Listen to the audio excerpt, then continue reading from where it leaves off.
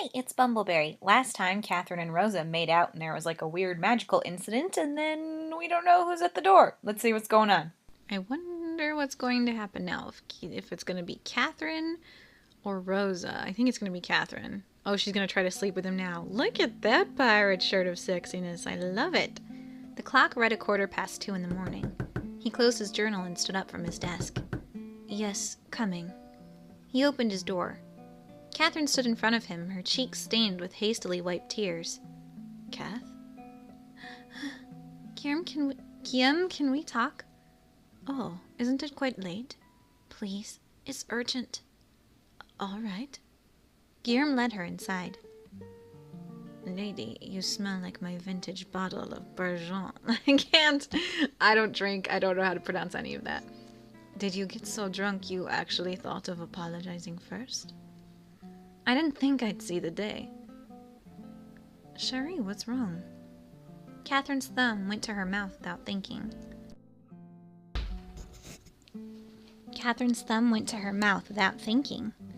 How could she even begin to tell Guillaume what she had done? Is she going to tell him? Honey, I was really upset with you today, so, despite any good sense, I went and got myself drunk. This time I dragged Rosa along with me. Things have a tendency to get out of hand when alcohol is involved, as you know. Long story short, I came onto Rosa. You know Rosa? The girl who's almost like my sister? Yes, I may have forced myself on her. I did the right thing. Oh, I did that right after she told me she had been abused before. Weirdness. She felt Guillerme's hand take her thumb away from her mouth. Kath? She looked at her fingers in horror. Her habit had surfaced again. She thought she had gotten rid of this as she grew up, replacing the nail-biting with the meticulous, almost obsessive care of her fingers. My fingers are my livelihood. I must take care of them. Now the nails were chewed down to jagged stumps, and a couple of them had tiny blistering cuts. She is not having a good day. Kath, can you talk? Catherine's eyes snapped back to Guilleme, as if he had just materialized in the room beside her. So, yes, like I was saying, darling, which is the worst thing, do you think? The implied incest, my abuse of my best friend, or my infidelity to you? Or if that doesn't cut it, dear, may I divulge to you one last point? I felt something worrying when I kissed her. Excitement. If she hadn't stopped me, something else would have... It felt so real. It didn't feel like a mistake. It felt like it always had been there, buried deeply. So much so that it felt like cheating. It was like a craving. I wanted it. It was something I haven't felt with you. When we... Why is this happening? I don't know. I don't even know who I am anymore. Kath, you are scaring me. Tell me what's wrong. Would you still want to marry me? Would you still love me if you knew? I wouldn't. I can't even look at myself in the mirror. But I think I know who I am now. I'm a selfish, depraved witch. I have always been the controlling, jealous lover to you.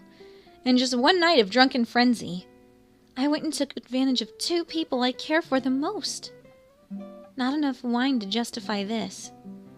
All right, yeah, suicide seems like a great option. Go ahead. Sorry, I'm just kidding. You just seem very overdramatic. And I love Guillem's beautiful pirate look, so I'm going to just admire him in the corner. I want to call off the engagement.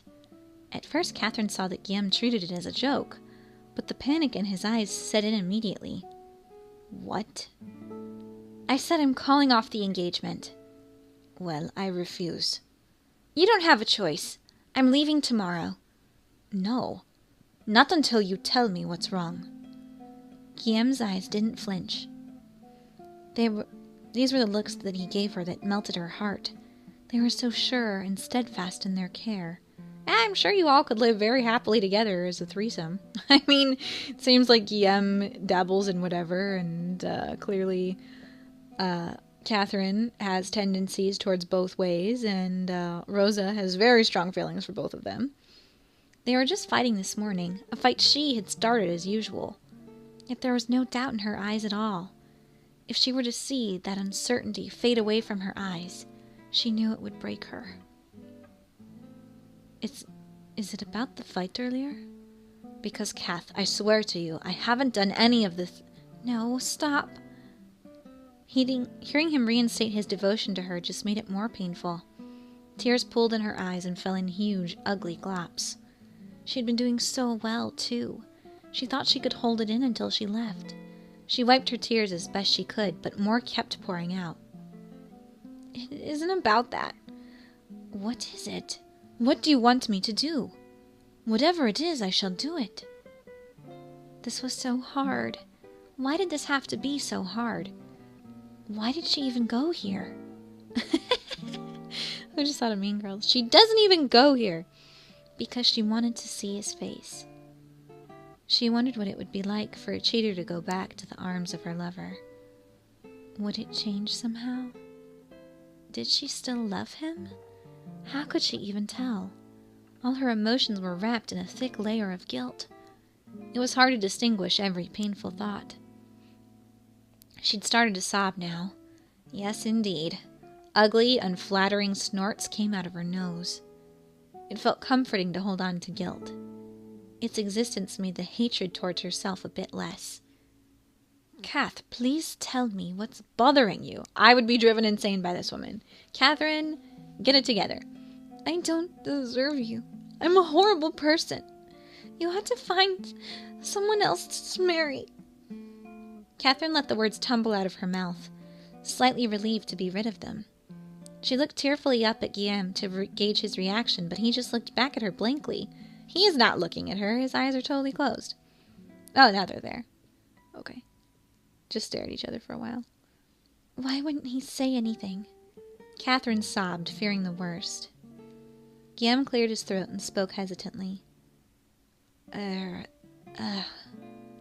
Could you, repeat that? He cupped his hands to his ears and angled it close to her face. He apparently hadn't caught any of her heartfelt words because she's crying too hard. That's hilarious. Catherine snarled angrily at him. You idiot! I'm having a breakdown here. She looks insane. But I didn't understand what you said. She's gonna kill you with an axe. I said you ought to find someone else because I am a horrible person. Guilleme pulled her to him. Oh, that's it. Whatever made you think that I'll accept that reason? He's so calm. Catherine's tears soaked his shirt. You don't know what I've done. Then tell me. You'll hate me. I guarantee it. Did you punch a baby? Oh my gosh, really? That's the first thing you think of? He's like totally smiling and having her laugh. That's awesome. She buried her face into his chest in a half sob, half laugh. Suddenly her doubts were cleared. Suddenly she felt she didn't want to marry anyone else. You are also some kind of succubus. What are you? Tell me your secrets. Catherine's arms tightened around Guilleme's waist. I've been taking you for granted, haven't I? I've been arrogant, expecting you to always adjust to me and my whims. A new fervor sprung out of her love for him.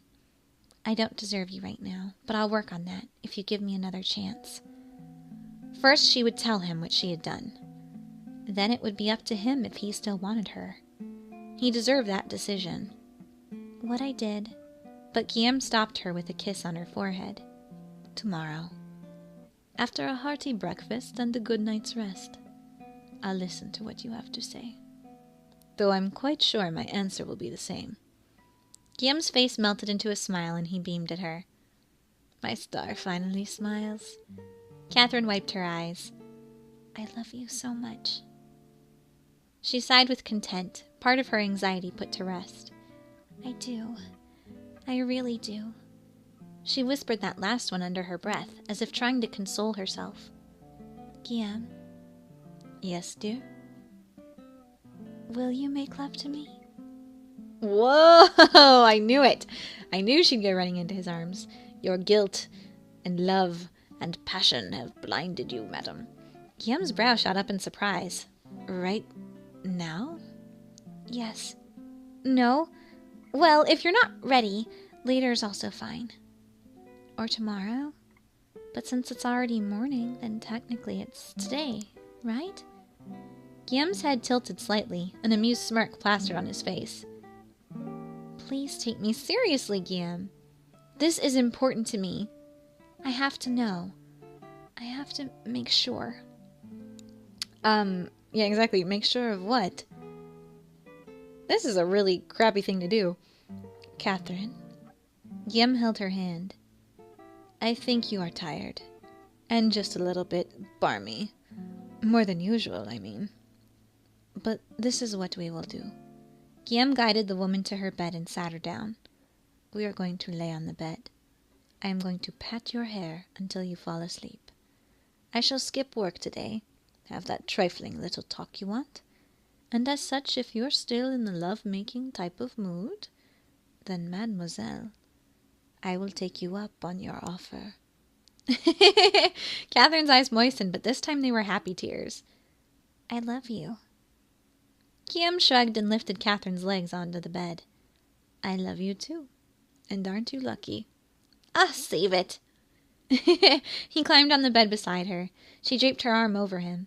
He searched for her hand, brought it up to his lips, and patted it. She closed her eyes, rested her head on his chest, comforted by the warmth of his embrace. Monsieur, can I ask you something? Why do you love me so much? Why do we have just a picture of a bed? Where are they? Guilleme mused for a while. Is that the trick question? It feels like a trick question. Catherine whined. All right, I shall humor you for now, because you are in such a pathetic state. I love you simply because it is easy to love you, darling. You are my star, my light. You keep me right, always. You make me want to do good by you, to be a better person. You aren't even my wife yet, but the townspeople are already calling you their lady. I may have to hand you the marquisdom myself. That's only because everyone in town knows who I am. Oh, I wonder why that is. Is it because you help sell vegetables in the marketplace on weekends? Or because you conspire with my cooks to hold impromptu picnics with the locals? You know about that? One can only sneak out that much. Oh. So, trying to do a mortar reference here. You can't sneak out that much food, basically. It amuses me how the servants cover for you upon inquiry as well. That was my idea. They're not to blame. I know, darling, I know. Guilleme chuckled and, Guilleme, I can't, and kissed her temple. It goes to show how your presence uplifts everyone's lives, including mine. I guess she has a good heart, and so that's why they're both attracted to her. But honestly, those reasons aren't exactly why. I love you, Kath. I just do. Beyond what I thought I was capable of. Catherine's heart cracked with his last utterance. If I did something bad, would you still love me? Yes, I would. Are you sure? I'm sure. What if I've hurt an innocent person? What if I've hurt you? She bit her lip. What if I was unfaithful? Guilleme stared at her unquestioning. He was like, what? She buried her face in his chest. She felt his hand smooth away her hair. He whispered gently into her ear. If you would still have me, come back to me. Ciao. What happened doesn't matter at all. You are not your mistakes, Kath. Well, who's the most forgiving person in the world? I'd be at least like, geez. Guilleme cleared his throat. Suddenly he seemed to have trouble breathing. You have the power to change. How about you? If I told you that I am not what I say I am, would you? What do you mean? Never mind. It's a silly question. What? Is something bothering you, Shell? Guilleme turned his head away and closed his eyes. Nothing, darling. We should sleep now. She traced his cheeks with her fingers. Guilleme, I do love you. Now I am more than certain. It gives my heart happiness to know for sure. What reminded me was your generosity. You give every bit of yourself to the people you love. Do you know that? Because I have to, darling. Well, you have always inspired me, Sha. I have always looked up to you. You treat everyone, no matter their status, with kindness. Look at his, dead eyes. He's like, also, I'm going to eat you in your sleep. Never have I met a man more generous and thoughtful about others. A man with so much love to give. And that's why I love you. You're a good man. It's like, I'm not a man. But if that's not what I really am... What are the odds? I knew that's exactly what he was going to say. Catherine shook her head. You can't fake sacrifice, mon chat. I've seen you care for the people in this town. I've seen how you've loved me. I don't care much for intention, you see. It's what we actually do that defines us. Really? I don't know if I agree with that. Maybe. I don't know. I guess... Nope, I don't know. Doesn't matter.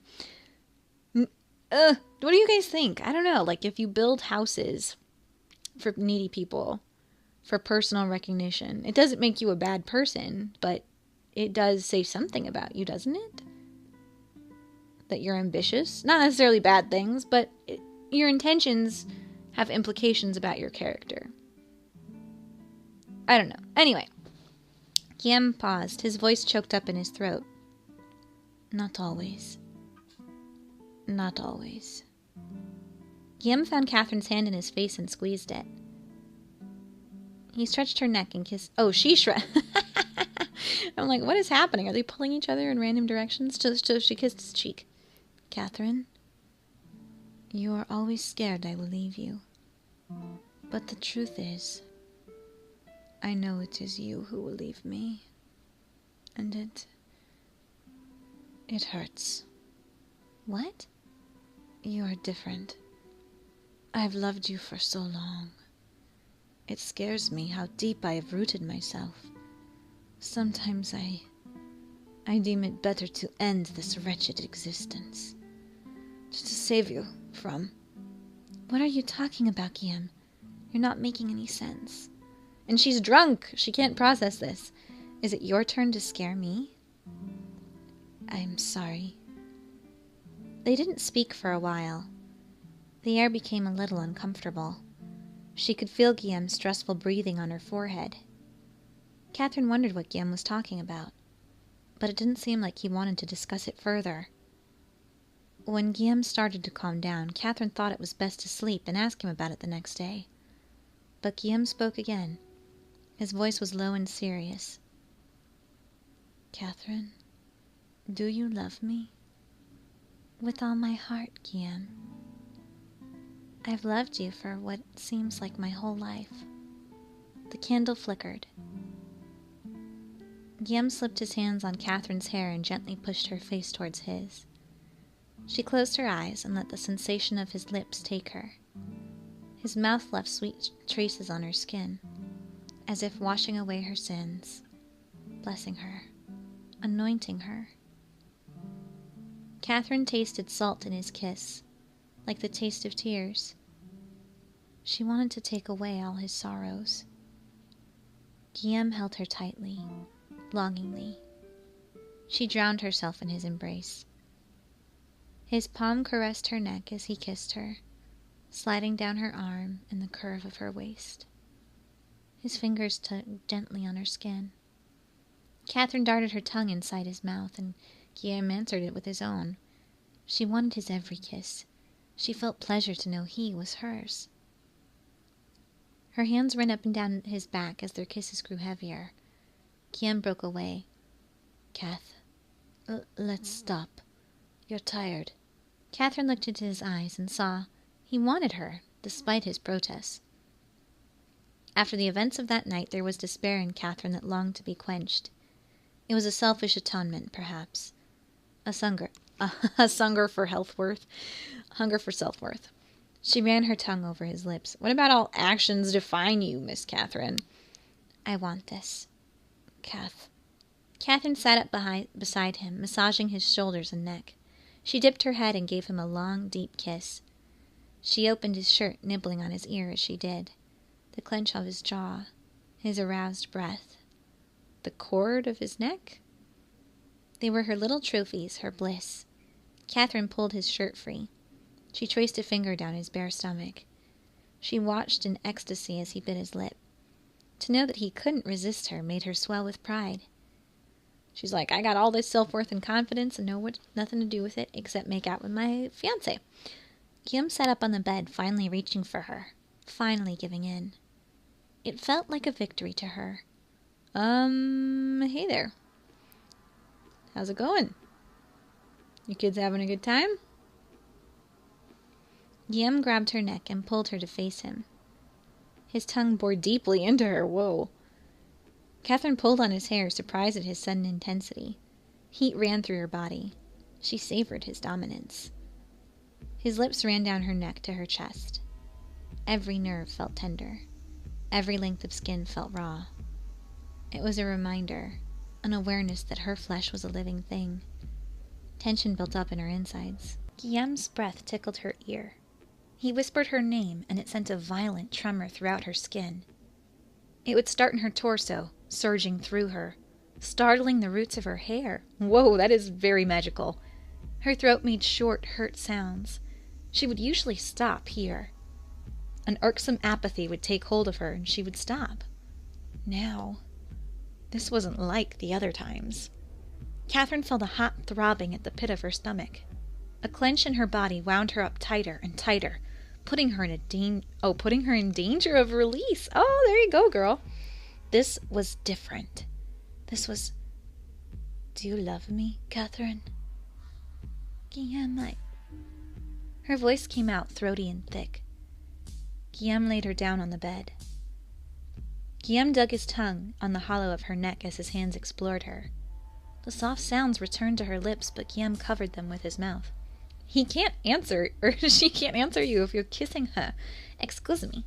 Her voice echoed in their heads. She wanted to scream, and the scream would come from very deep. Do you love me? Oh, God. Oh, God, I love you. She said in an urgent, desperate frenzy. A high-pitched sob escaped her mouth as something snapped inside her. Catherine opened her eyes. Whoa! Hi, Guilleme. You look nice and murdery today. He didn't look like Guilleme in the shadows unlicked by candlelight. His features were the same. His eyes were in the same place. His nose and lips were the same shape. But this man was a stranger. He did not care for her, like a snake didn't care for its prey. For a brief second, she was afraid. A tiny voice told her to run away, but that voice was washed away by a wave of carnal desire. She's like, I don't care who you are. You're vaguely resembling Guilleme, and that's good enough for me. The stranger grinned at Catherine. Mine. What? Why is it so dark? I can't see anything. Faster now, deeper his kisses went, as if reaching for something inside her. His weight on her body excited her, but it also felt like a prison. Run, rabbit. Run, rabbit, run. Catherine viciously devoured his lips. Her hands cruised south, netting and clutching greedily. Her legs were draped around his waist. A force overtook her. A hunger. Here comes the farmer's gun. Is this like a children's thing? Run, rabbit, run? I've heard of it before. She tried to ignore the growing coldness in Guilleme's eyes. She tried to ignore the way her body moved on its own. Ah, you're being possessed. I don't like it. They're telling you to run. Okay, so she's undoing his pants. Quickly now. Quickly. He bit on her shoulder. She felt more of his teeth than his lips on her body. Catherine scolded herself for being aroused. Her mounting terror only served to aggravate her urges. She wanted this. I want this. She was hungry. I am hungry. She heard the man snicker. Oh, is he implanting that? In her brain? He wants the farmer's pie, so don't stand idly by. Run, rabbit, run. This is scary. His tongue raked her neck. He gripped her hair so tight it hurt. Catherine gasped. The shiver was both from pleasure and fear, a dangerous mix. But it was cruel. There was no warmth. You should stop. You should stop. Just cold, hard greed. And yet she couldn't help but want him. She wanted to please him. With their every movement, Catherine felt her energy wither away. Now it's like totally dark. You're scaring me. A heady, nauseous feeling of malady was clawing at her. What was missing? What was taken away? She didn't know what was gone until it was. The final scream of protest died in her mind, the last that was left of her lucidity. The urge to escape left. No more reasons to stop. Catherine moaned. Stop? No, I must not stop. Why did I even think that? What if he'd hate her? It was an agonizing thought. Well, he's not a very good fiancé then. Not that she's stellar, considering she just made out with her best friend, but whatever. She had to give him more. More. His eyes observed her with cold amusement. Guillerne, explain yourself. And I'm so sorry I keep going between Guilleme and Guillerne. It looks like the R's and N's are part of an M. I can't help it. Catherine touched his chest in reverence. His eyes were cold, but his body was like fire. Whoa. Whoa, dark angel here. What is going on? In her mind's eye, he had started to become something else. A winged creature engulfed in flame. Both hot and cold and magnificent. Both beautiful and terrible. Both dark and light. At times she would be on the bed with the man she might have remembered as one she once loved. Other times she would be floating, suspended on a dark chasm of flesh. There was a creature with her, somebody she both loathed and adored. Sometimes they were two people. Sometimes there was only him. Only him. The woman called Catherine didn't exist. She was merely an extension of his mind. What? Is he eating her? Is he a succubus? Like I suspected? Soon all of her would be gone, little by little disintegrating to be part of him forever. Oh, bliss. Ooh, I didn't mean it. She was prepared to give everything to him. It didn't even seem a worthy sacrifice to lay at his feet. But no, all he had asked for was her heart. That small, pathetic thing. It had always been his anyway. She gave it gleefully. He was so generous and considerate. Benevolent. Fair. She worshipped him.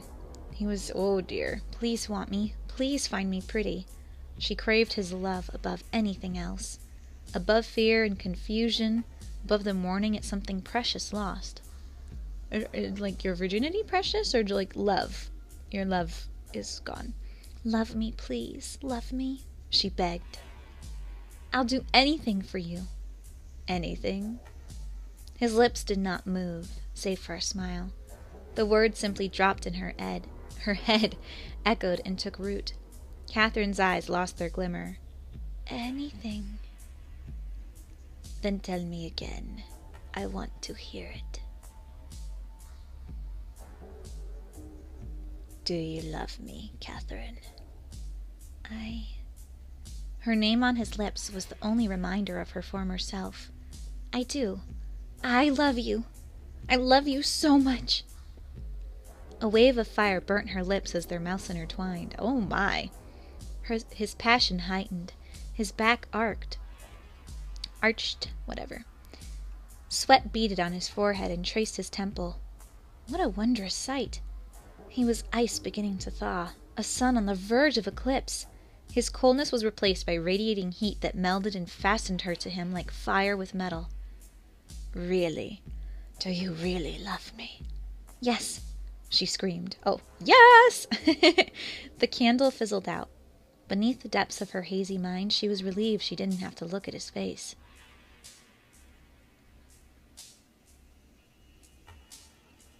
Is that a demon? What is that? Or a heart? Looks like a heart. She tastes just like the richest chocolate, the finest wine. I can't stop. My whole body shivers with the taste of her. Or is this... I don't know who this is. her breath on my neck, her fingers scratching at my back. Her lust gives me sustenance to move faster, to devour her faster. Stop. I knew waiting so long would be worth it. I have been her lover for years, and this flavor is divine. My head spins. My appetite swells. I can't stop. I can feel her excitement mounting with her helplessness. I lick my lips in delight. I haven't breathed so deeply for a long time. You're taking too much. Her love is exquisite. It is laced with anger, reverence, disappointment, pain, memories. All different relishes. This is so dramatic. And morsels melding into one. Stop it. Her love is a delicacy. You're destroying her. I can't stop myself. I haven't tasted this kind of love for so long. Flirtations and physical attraction can only get me by for so long. I was going to wait. There is a waning in her love. Confusion, doubt. But that helping of guilt tinged the flavor perfectly. I must feed now. Her love is the most perfect tonight. My body wants her. I couldn't stop now even if I wanted to. Liar. Oh my gosh. Ew, is like his dad inside of him the same way our mom is inside of us, kind of? I don't know. I almost let you escape to save her. I almost ran away. I love her. I love her. And tomorrow, maybe, what will become of her? I will find another. Next time. Something insignificant. I want to relish this taste a bit more. No! No! With every move, I love. Oh, I feel her love osmose into my other mouth. She clings to me. Her moans louder. Her bare chest glistens with sweat. She is beautiful. It won't be long now. A final drawing of breath. Do you love me, Catherine? Give me all your love. All of it. Give it to me. I want it all. It's mine, mine. Oh, leave her alone. He wants more, more, more. She's going to die, you know. And now that we're done with that love-making session, or whatever that was, I don't even know if we actually ended up doing the deed, because they were so feisty and crazy and possessed. For all I know, they could have just been, like, rolling around on the ground like, hey, I love you, do you love me? I love you. I don't know, but it was weird and scary, and I don't know what he is. I still think he's a succubus, but does that mean she's gonna die, or is she gonna, like, just... I don't know. I just know that succubi, like, feed off of sexual energy. I don't know if they feed off of love. So I don't know what's going to happen to Catherine, but Rosa will be sad to lose her best friend, and she'll be even madder if Guillerne did it, because she'll be like, you did this, you took away my best friend, and you're my other best friend, and now I cannot trust you worth a darn, but knowing her, she might just forgive him anyway. Unless Mom puts a stop to it. So, in the next episode, Mom is going to make sure we are not friends with Guillerne, or his crazy possessed thing. I don't know who is inside of him, but it is not a good person, so we will find out. Maybe. Next time. See you then. Stay sweet. Bye.